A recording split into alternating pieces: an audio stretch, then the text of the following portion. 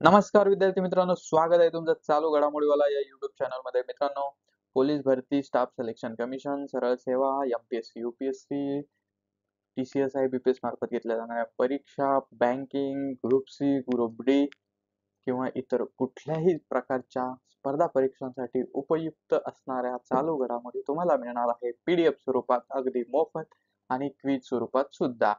त्यासाठी तुम्हाला आपल्या टेलिग्राम चॅनल चालू घडामोडीवाला हे जॉईन करायचं आहे आणि त्याची लिंक तुम्हाला डिस्क्रिप्शन मध्ये दिलेली आहे.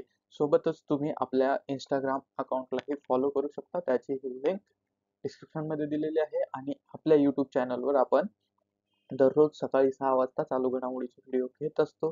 त्यासाठी जर तुम्ही अद्यापपर्यंत आपल्या चॅनलला सबस्क्राईब केलं नसेल तर सबस्क्राईब करा, बेल आयकॉन दाबा आणि सोबतच मित्रांनो एक विनंती आहे, व्हिडिओला लाईक करा आणि जास्तीत जास्त शेअर करा, ज्यामुळे आम्हाला हे बनवण्यासाठी प्रोत्साहन मिळतं.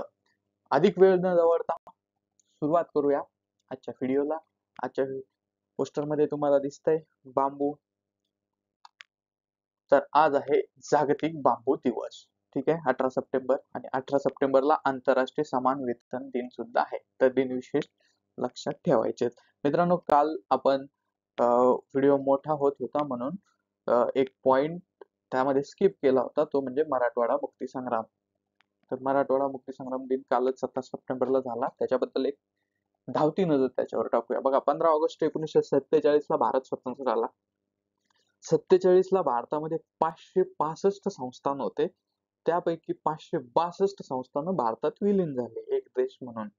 पण हैदराबाद संस्थान, जम्मू काश्मीर संस्थान आणि जुनागड संस्थान भारतात सामील व्हायला तयार नव्हते.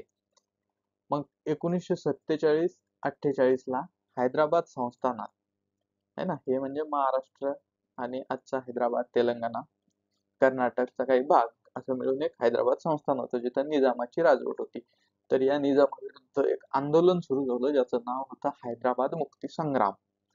आणि पर्टिक्युलर आपण त्याला नंतर आपला मराठवाडा वेगळा असल्यामुळे मराठवाडा मुक्ती संग्राम सुद्धा म्हणतो, कारण इथं मराठी भाषिक लोक होते. आणि हैदराबाद मुक्ती संग्राम ओव्हरऑल कोणाच्या नेतृत्वात सुरू झाला, तर हे स्वामी रामानंद तीर्थ, जे नंतर नांदेडचे खासदार सुद्धा झाले पहिले.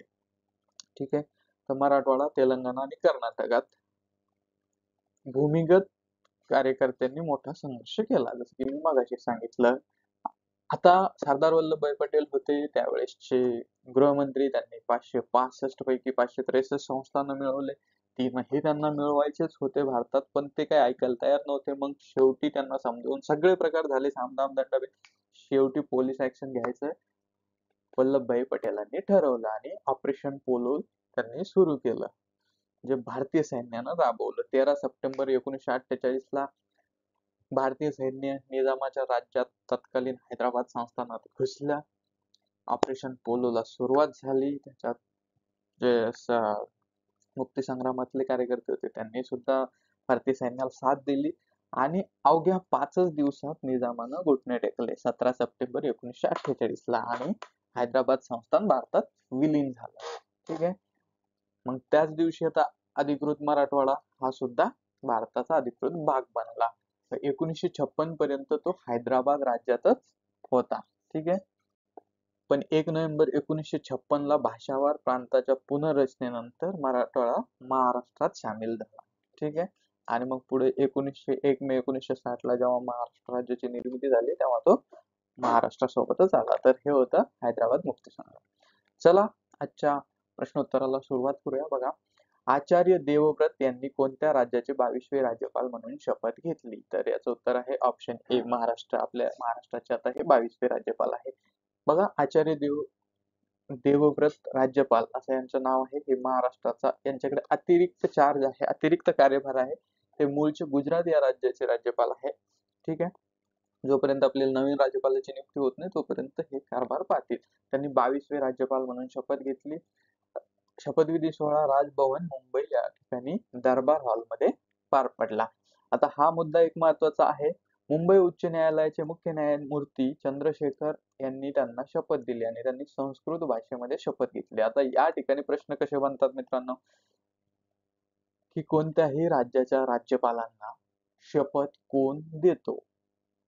तर कोणत्याही राज्याच्या राज्यपालांना शपथ देतो? मुख्य न्यायाधीश, उच्च न्यायालयाचे मुख्य न्यायाधीश हे शपथ देतात.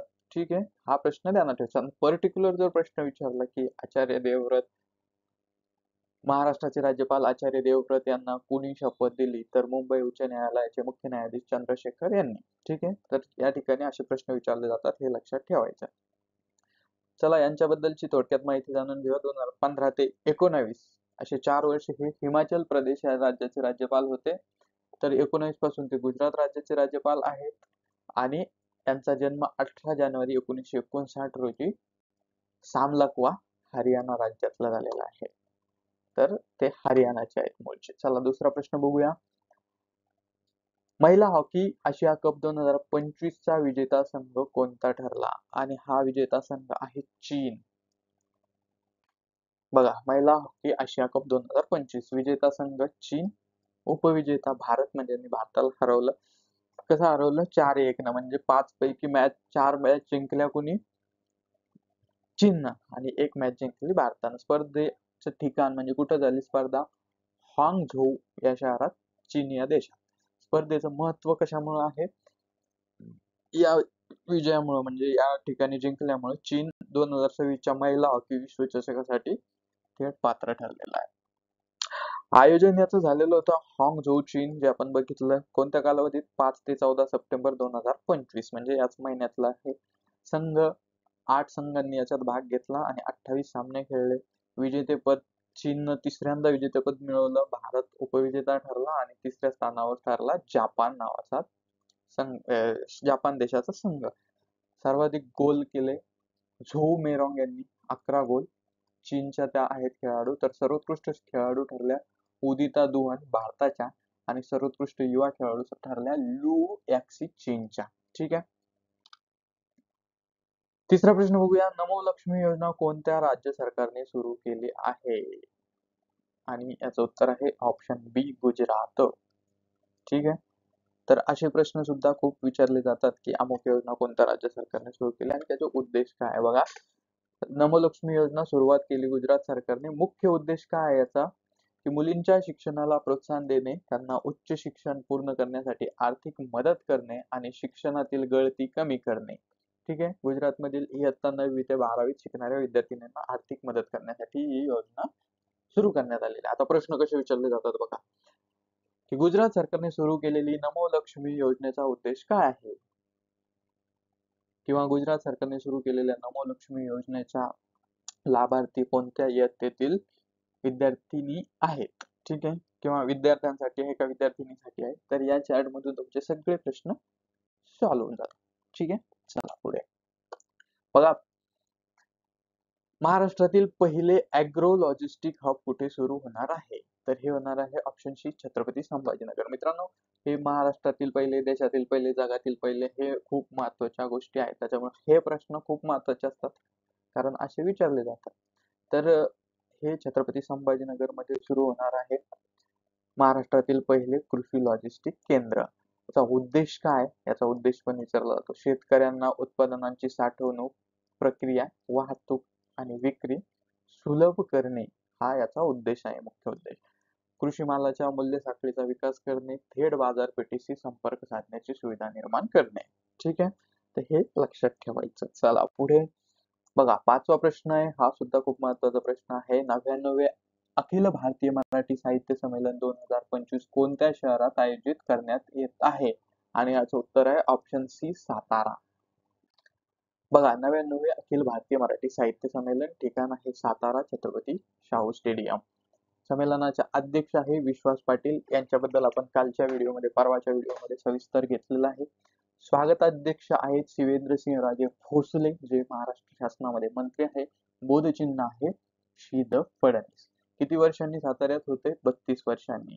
पूर्वी कधी झालं? 1905, 1962, 1993 आणि आता 2025 मध्ये होते. म्हणजे जर आता प्रश्न कसे कसे विचारले जातात ते मी तुम्हाला सांगतो, की सातारा येथे होणारे किंवा झालेले किंवा पार पडलेले, म्हणजे जर झालेलं असेल तोपर्यंत तर झालेले, पार पडलेले, किंवा झालेलं नसेल तर होणारे.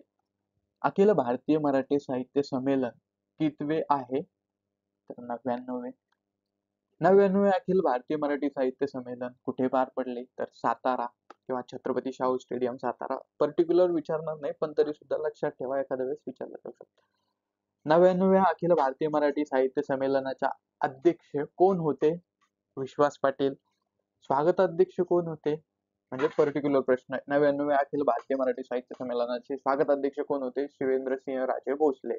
त्याचे बोधचिन्ह काय होते? शीद फडणवीस. ठीक आहे. तर या 4 गोष्टींवर बोधचिन्ह, स्वागताध्यक्ष, संमेलनाचे अध्यक्ष, ठिकाण आणि कितवे या 5 गोष्टीवर प्रश्न विचारले जातात. त्याच्यामुळे हे खूप महत्वाचं आहे. आणि 99 आहे म्हणून सुद्धा महत्वाचं आहे, कारण पुढचं जे येईल ते 100 शतक होणार आहे अखिल भारतीय मराठी साहित्य संमेलनाचं. ठीक आहे. चला पुढे बघा. प्रश्न क्रमांक 6. आर वैशालीने ग्रँड स्विस किताब जिंकून कोणाला पराभूत केले? तर हिनं पराभूत केले ऑप्शन बी, झोंगई तान. आता हे आर वैशाली कोण आहे बघा. प्रथम मी तुम्हाला सांगतो, आर वैशाली म्हणजे रमेश बाबू वैशाली. वैशाली रमेश बाबू. रमेश बाबू तिच्या वडिलाचं नाव आहे, आणि ही आहे ग्रँड मास्टर प्रज्ञानंद याची मोठी बहीण. तर सख्खे बहीण भाऊ हे ग्रँड मास्टर ठरलेले आहे बुद्धिबळामध्ये. आणि हे चेन्नईचे आहे, त्यामुळे चेन्नईला भारतीय बुद्धिबळाची राजधानी सुद्धा अलीकडच्या काळात म्हटलं जाऊ लागलंय. पण ते काही अधिकृत नाही, त्याच्यामुळे त्याच्यावर लक्ष देऊ नका. ही सलग दुसऱ्यांदा हिनं ग्रँड स्विस किताब जिंकलेला आहे. आणि हा जिंकल्यामुळे काय झालं, तर 15 सप्टेंबर 2025 ला उझबेकिस्तानमध्ये होणाऱ्या विश्व अजिंक्यपदासाठीची पात्रता फेरी कॅन्डिडेट हा तर ही हिनं जिंकली कधी? 15 सप्टेंबर 2025 ला. कुठे जिंकली? उझबेकिस्तान, समरकंद. आणि आता पुढील वर्षी जी अजिंक्यपदाची पात्रता फेरी होणार आहे, कॅन्डिडेट टुर्नामेंट, त्यासाठी तिचं स्थान निश्चित झालेलं आहे. तिनं चीनच्या माजी विश्वविजेत्या झोंगी तान हिला पराभूत करून हा किताब जिंकला. ठीक आहे. आपण ते प्रश्नात पाहिलं. आता ही दुसऱ्यांदा ग्रँड स्विस हिनं हा किताब मिळवला. 2023 मध्ये सुद्धा तिने याच ठिकाणी हा किताब जिंकला होता. तर हे महत्वाचं आहे बघा. 7वा प्रश्न बघूया. 25वी शांघाय शिखर परिषद 2025 कुठे पार पडली? आणि याचं उत्तर डोळे झाकून आहे, ऑप्शन ए, चीन. कारण चीन मध्ये अशा प्रश्नामध्येच उत्तर दिलेलं असतं, त्यामुळे हे खूप महत्वाचं आहे. बरेचसे प्रश्न असे असतात त्यातच उत्तर दिलेलं असतं. आता शांघाय हे शहर चीन मध्ये आहे, त्याच्यामुळं डोळे झाकून आपण चीन हे उत्तर लिहून टाकायचंय. ठीक आहे. तर हे असे प्रश्नावर अजिबात 1 सेकंदाच्या पलीकडे वेळ घालवायची गरज नाही परीक्षेमध्ये तुम्हाला. ठीक आहे. महत्वाच्या परिषदा, जागतिक परिषदा आणि आयोजक ठिकाणावर एक नजर टाकूया. 21वी वार्षिक G7 शिखर परिषद कॅनडा. COP 33 परिषद 2028 मध्ये होणारी भारतात होणार आहे, तर ब्रिक्स शिखर परिषद 2026 मध्ये होणारी भारतात होणार आहे. बॉन हवामान परिषद 2025 जर्मनी. 7वे हेलिकॉप्टर आणि लघु विमान शिखर परिषद पुणे. पहिला आसियान भारत कृत संवाद चेन्नई. क्वाड 2025 ची बैठक Bharat. Green hydrogen summit 2025 Andhra Pradesh. AI impact summit 2026 भारतात होणार आहे. 25वे शांघाय शिखर परिषद 2025 चीन मध्ये. तर 68वी राष्ट्रकुल संसदीय परिषद बार्बाडोस या ठिकाणी होणार आहे. या परिषदा एकदा नजरे खालून घालाय, स्क्रीनशॉट मारा, लिहून काढा. चला 8वा प्रश्न बघूया. भारतीय बॉक्सिंग महासंघाच्या अध्यक्षपदी कोणाची निवड झाली? आणि या प्रश्नाचं उत्तर आहे ऑप्शन ए, अजय सिंह. बघा, महत्वाच्या नियुक्त्या ऑगस्ट 2025 मध्ये विविध महत्वाच्या पदावर कोणाच्या नियुक्त्या झाल्या याच्यावर एक नजर टाकूया, कारण त्याच्यावरचे प्रश्न येतात नियुक्त्यावरचे. तर लष्कराचे उपप्रमुख म्हणून नियुक्ती झाली लेफ्टनंट जनरल पुष्पेंद्र सिंह यांची. DGSSB म्हणजे बॉर्डर सिक्युरिटी फोर्सचे विशेष महासंचालक या पदावर नियुक्ती झाली संजय सिंघल यांची. तर विक्रम साराभाई अंतराळ केंद्राचे नवे संचालक म्हणून राजराजन यांची नियुक्ती झाली. RPF म्हणजे रेल्वे संरक्षण दलाचे नवे महासंचालक बनले सोनी मिश्रा. मनप्पुरम फायनान्स मायक्रो फायनान्सचे नवे CEO दीपक रेड्डी. तर नौदलाचे 47वे उपप्रमुख व्हाईस ऍडमिरल संजय वत्साया हे बनले. नियंत्रक general of defence account Shri Rajkumar Arora यांची नियुक्ती झाली. तर इंडसइंड बँकेचे नवे CEO म्हणून राजू आनंद यांची नियुक्ती करण्यात आली. बॅर्क म्हणजे ब्रॉडकास्ट ऑडियन्स रिसर्च काउन्सिल इंडियाचे नवे चेअरमन म्हणून गौरव बॅनर्जी यांची नियुक्ती झाली. तर सीबीएसई म्हणजेच केंद्रीय माध्यमिक शिक्षण मंडळाचे नवे अध्यक्ष म्हणून वरिष्ठ IAS अधिकारी राहुल सिंह यांची निवड झाली. तर नागालँडच्या राज्यपालपदी मणिपूरचे राज्यपाल अजय कुमार भल्ला यांना अतिरिक्त जबाबदारी दिलेली आहे. तर भारतीय बॉक्सिंग महासंघाचे म्हणजे BFI चे नवे अध्यक्ष म्हणून अजय सिंह यांची नियुक्ती झाली. तर नियुक्त्यांवर प्रश्न विचारले जातात. या नियुक्त्यांवर सुद्धा पुन्हा एकदा नजर मारा, प्रॅक्टिस करा. बघा 9वा प्रश्न. नुकताच भारतीय लष्कराचे 29वे प्रमुख म्हणून कोणी पदभार स्वीकारला? तर या प्रश्नाचं उत्तर आहे option C, general Upendra Dwivedi. प्रश्न क्रमांक 10. आंतरराष्ट्रीय सौर आघाडी संघटनांच्या 107वा सदस्य म्हणून कोणता देश निवडला गेला? आणि या प्रश्नाचं उत्तर आहे ऑप्शन डी, माल्डोवा. प्रश्न क्रमांक 11. 2025 या आर्थिक वर्षात भारतात सर्वाधिक FDI कोणत्या देशातून प्राप्त झाला? आणि या प्रश्नाचं उत्तर आहे ऑप्शन डी, सिंगापूर. ठीक आहे. आर्थिक घडामोडीवरचे हे प्रश्न आहेत. असे प्रश्न विचारले जातात आर्थिक वर्षाचे. बाल न्याय कायद्याअंतर्गत सांकेतिक भाषा तज्ञांना यादीत समाविष्ट करणारे पहिले राज्य कोणते? तर हे राज्य आहे पंजाब, ऑप्शन सी है ना, पहिले राज्य. तर हे पहिले भारतातील, जगातील, देशातील अशा या टॅग खाली आणि पहिले राज्य या टॅग खाली खूप प्रश्न विचारले जातात. ठीक आहे. अलीकडेच भारत सरकारच्या विनंतीवरून इंटरपोलने आर्थिक फरार आरोपींचा माग काढण्यासाठी प्रथमच कोणती नोटीस जारी केली आहे? तर याचं उत्तर आहे सिल्वर नोटीस, ऑप्शन बी. ठीक आहे. तर हे इंटरपोल म्हणजे इंटरनॅशनल पोलीस. ठीक आहे.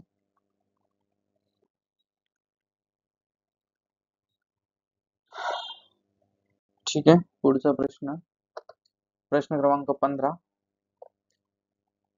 अलीकडेच भूस्खलनामुळे तुटलेल्या गावांना मदत करण्यासाठी आसाम रायफल्स आणि भारतीय हवाई दलाने ऑपरेशन सहयोग कुठे चालवले? तर हे चालवले ऑप्शन ए, मणिपूर या ठिकाणी.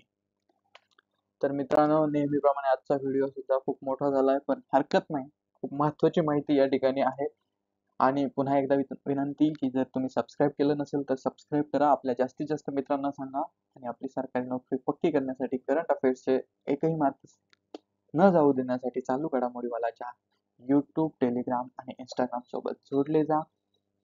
तुम्हाला मिळणार आहे मोफत PDF, त्याचा लाभ घ्या. क्विज स्वरूपात प्रश्न ही तीच सोडवा, प्रॅक्टिस करा. व्हिडिओ शेवटपर्यंत बघितल्याबद्दल धन्यवाद. भेटूया उद्याच्या व्हिडिओत. Thank you so much.